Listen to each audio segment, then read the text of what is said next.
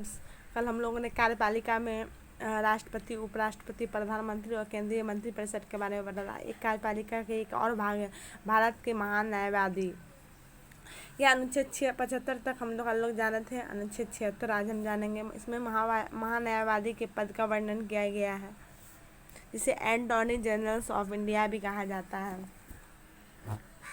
हम जानते हैं जब कोई कानून बनती है तो उसमें लागू होती है तो उसमें कई बाधाएं आती है, जिससे विधि की यह है, ये बाधाएं, यह कानून बनने लायक है तो है कि नहीं, इसमें कानूनी समस्याएं होती है तो सुप्रीम कोर्ट द्वारा चुनौती दे दी जाती है।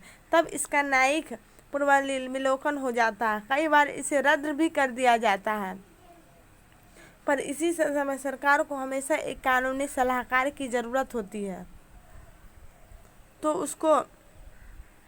उसको कानूनी संबंधित ज्ञान दे सके। एक विधि सलाहकार होता है, इसे ही महान्यायवादी कहा जाता है।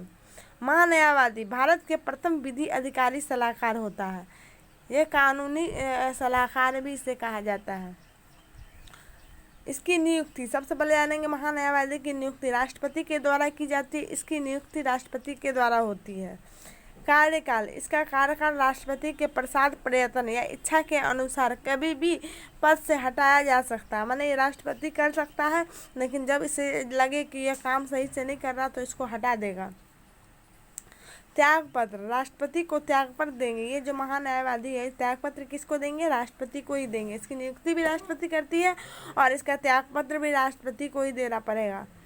योग्यता, ये महान्यायवादी बनने के लिए योग्यता है क्या होना चाहिए? सुप्रीम कोर्ट जानेंगे योग्यता के बारे में। सुप्रीम कोर्ट के न्यायाधीशों के सामान्य योग्यता रखते हैं, जिससे 5 वर्ष तक हाई कोर्ट में काम किया हो और 10 वर्ष का कोई वकील पद पर हाई कोर्ट में काम किया हो, तभी कोई सुप्रीम कोर्ट का न्यायाधीश बनता है। उसी तरह ये संसद के सदस्य, माने ये भी इसी तरह के होते हैं, माने अच्छे से ये भी न्यायाधीश के समान ही इसका भी योग्यता होना चाहिए।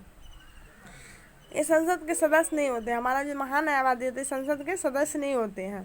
शक्ति, महान्यायवादी को शक्ति जो मिली है उसके बारे में जानेंगे। संसद की बैठक में भाग लेने और बोलने और समिति में भाग लेने की शक्ति मिली है। माने ये जो हमारा महान्यायवादी है संसद में बैठ सकता है, भाग ले सकता है, यहाँ बोलने का अधिकार इसको दिया गया है। संसद में कोई वोट नहीं दे सकता, माने संसद में ये कोई वोट नहीं दे सकता, लेकिन इसमें भाग ले सकता है।